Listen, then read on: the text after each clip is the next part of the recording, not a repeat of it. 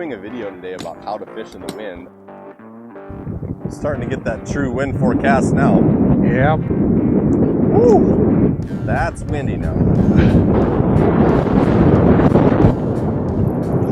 Till there. Hey, that was exciting. But to find that many fish out of the wind accomplishes one of our goals.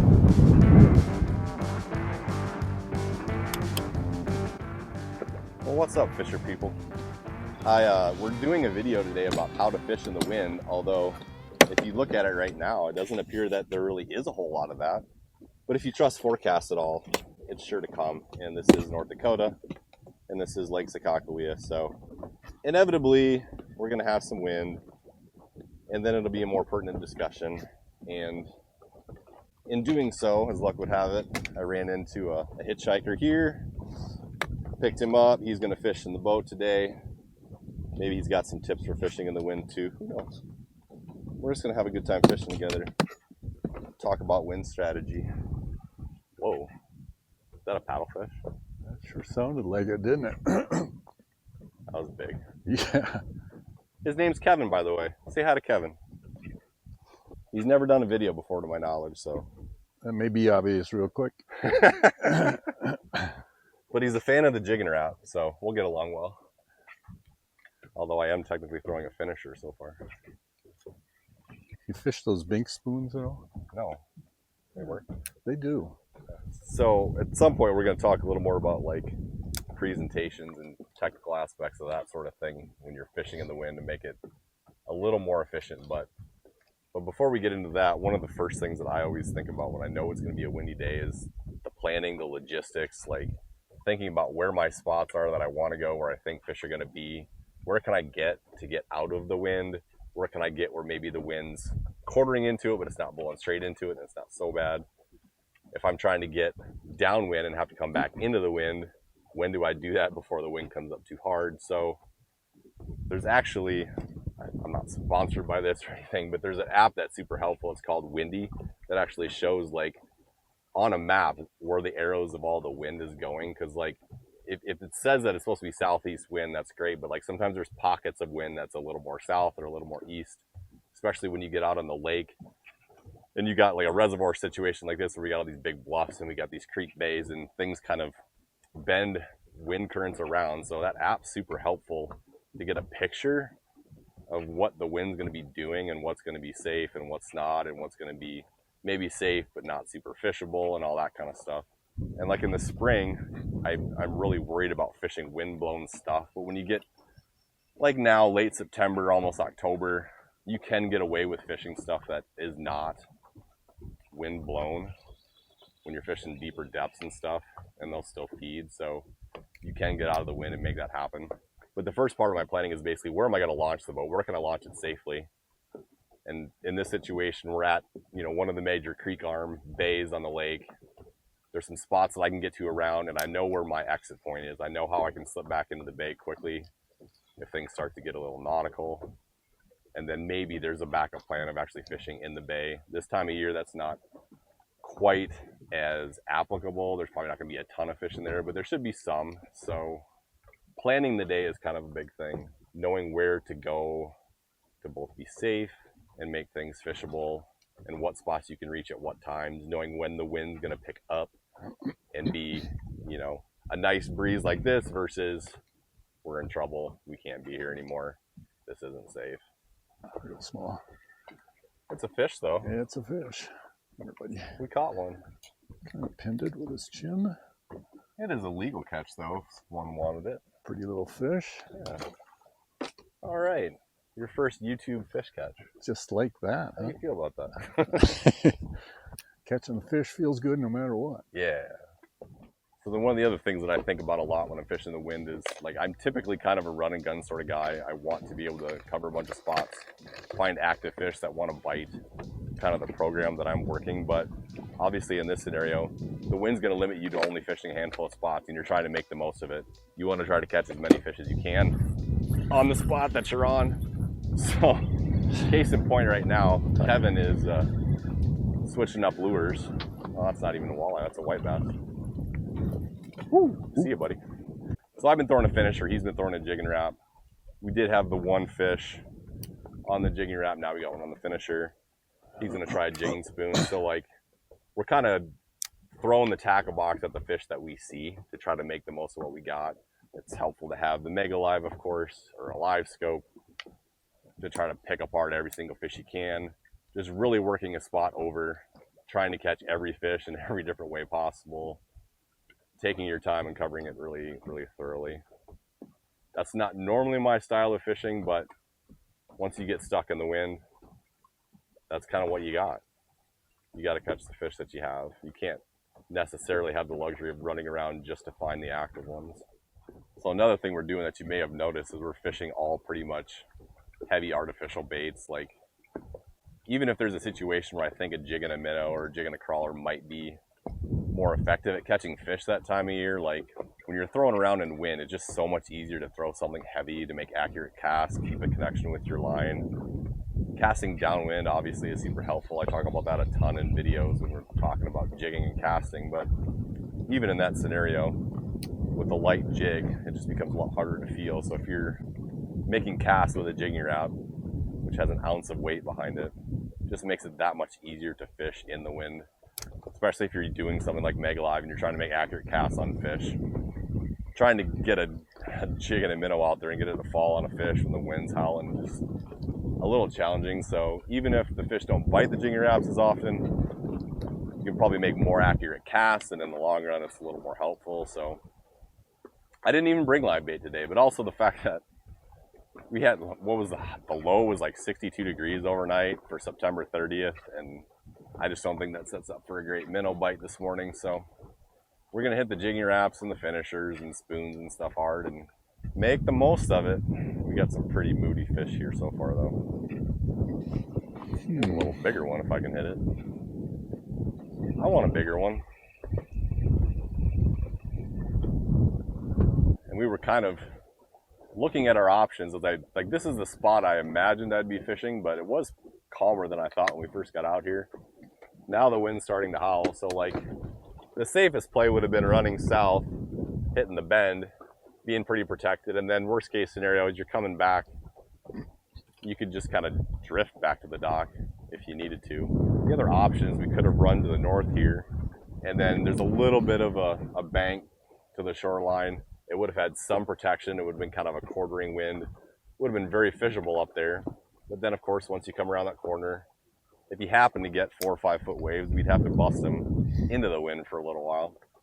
But at least in that case, it wouldn't be a huge run coming into the wind. It would just be a quarter mile, half mile sort of thing. Like, what you don't want to do is get yourself stuck 10 miles away where you have to go into the wind that long. Because if something goes wrong and you wind up having to use like a kicker or a trolling motor to get back 10 miles into 5 footers, probably not a great idea. So it's always nice to go into the wind early when it's calmer and then work your way back if you have to cover some ground. But Seen bait at all? I haven't seen a lot of bait. No, that's been interesting. Kind of looks like we spooked most of those out of here already, though. If the jig and wraps are going to spook fish, that could be a problem. We really need this water to cool down right now. Yeah, this last week has been nice. It's been comfortable, but it's not Very comfortable for the humans. Yeah, Not so great for kicking in the fall feeding frenzy. Going to be a little grindy, I think.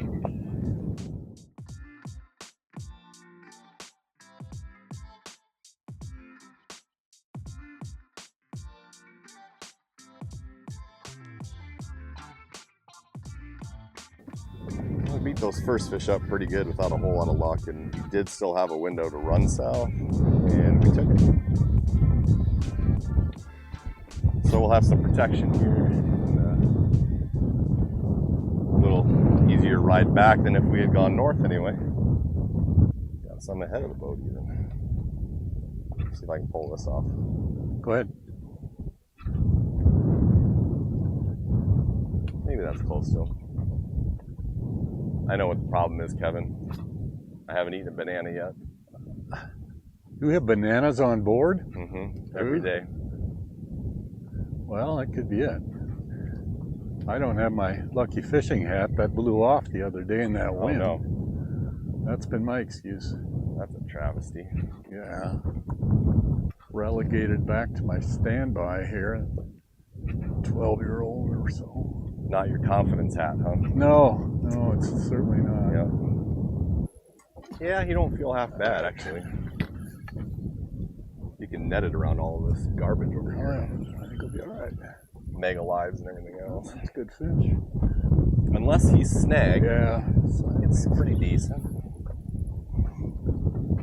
See He's doing a lot of work, so I think it's actually kind of nice. Yeah, nice head shakes. He followed it for I don't know how long, and then I got him right underneath the boat, actually. Okay, how are we going to do this?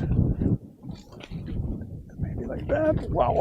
That was awkward. Blaze. Yeah, that net's so heavy. He is a big one. Nice. You like the glow white. It's a pretty little guy. Yeah, that's a good looking fish. Maybe we'll have some better luck down south here. Da-da-da. Just one biter? Come on. You can get 2. That'd be okay. 22 would be better. 22. Wow. 42. 102. Could happen. Anything's possible. This number 7 is just too slow. Too deep out there. So obviously one of the keys to effectively fishing in the wind is going to be about boat control, and considering what we're doing right now with spot lock, that nullifies a little bit of it. But in terms of like boat strategy, so when we started here, I was seeing some fish in some areas, and then there was a bunch of fish ahead of the boat, and you know, the temptation with forward facing sonar, like, and I understand if you got it on your trolling motor, you're chasing fish down or whatever, but initially I was like, I'm going to cast ahead of the boat into those fish. The problem with that is you just wind up getting so much line twist and it gets so awkward. So I ended up circling around the fish, trying not to go straight over top of them, reposition, so now we got them behind us, we can cast downwind. You know, and if you don't have spot lock, another option is you can drift through some of these spots. You can use drift socks, of course, to slow down your drift. There's other ways to manage boat control, but we got it easy today with spot lock. Although it's still not blowing as much as it's supposed to yet today. Oh. Came right off the bottom when I did that. Hunt it down. He's just going berserk all over the place. Maybe you should actually bite it pretty soon. Will you come up high to get it? Oh, I bumped him on the bottom there. The line rubbed across him or something. He didn't like that so much.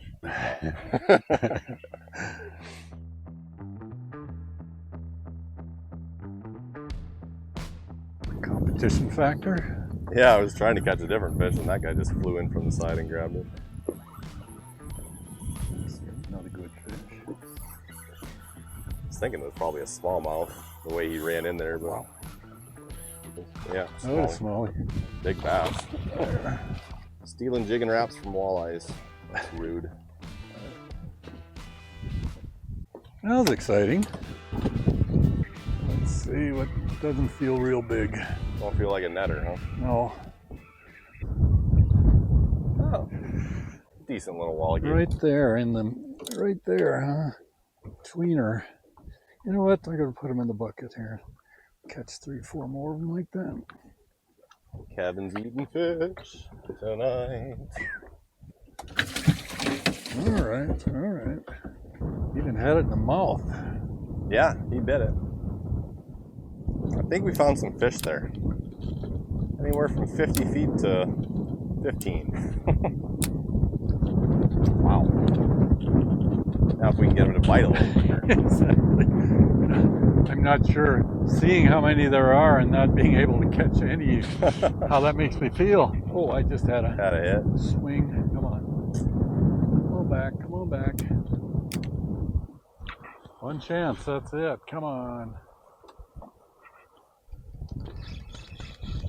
Stubborn fish. Turns out they don't like 80-degree days, September 30th so much. Something like that. But to find that many fish out of the wind accomplishes one of our goals. Got that one up ahead of the boat. Bigger one, do you think? Oh, I bet it's 15, 16 incher kind of thing.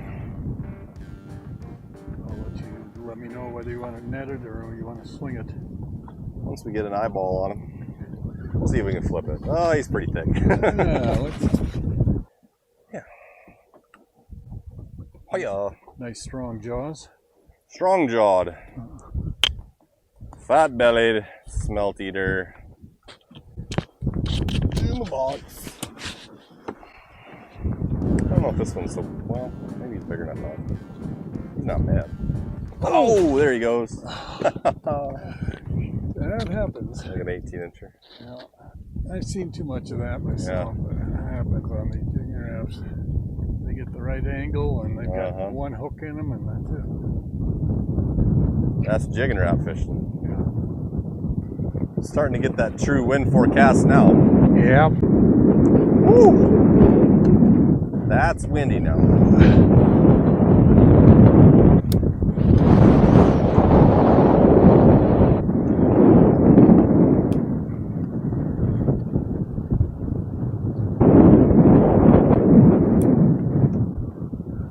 Oh!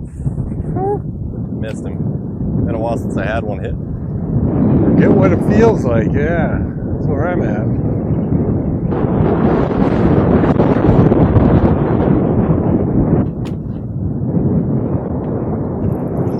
Till there. Hey. Got one to commit. That one was a difficult hook set because I had so much slack in the line, so you had to reel down to it first to pull it up. But I had to jump out of the boat. Yeah. Another factor of playing the wind. Doesn't feel big unless you just hadn't started dogging yet. I think I'll flip him up. All right. Woo! Maybe a little big for that, but I got him. You want to eat another fish? Yeah. All right. Taco. Yeah, when they catch you with a lot of line out and you're already high in the air, well, I got to respond quick to this. Yep. Maybe we'll get a little bite window here before the wind pushes us off. Yeah, how do you capture this experience on film? It's a little tough. Yeah. How's the ride up in the bow? Well, it's getting a little trickier. I was used to a normal cadence, and all of a sudden it went a little lower or something. And yeah. You're just like the spook by the time they get too close to the boat.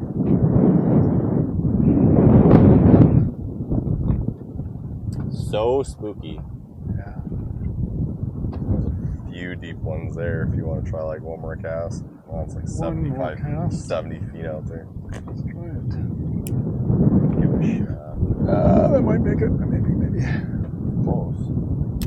Should be at least 65. Oh, I do have a scale on there.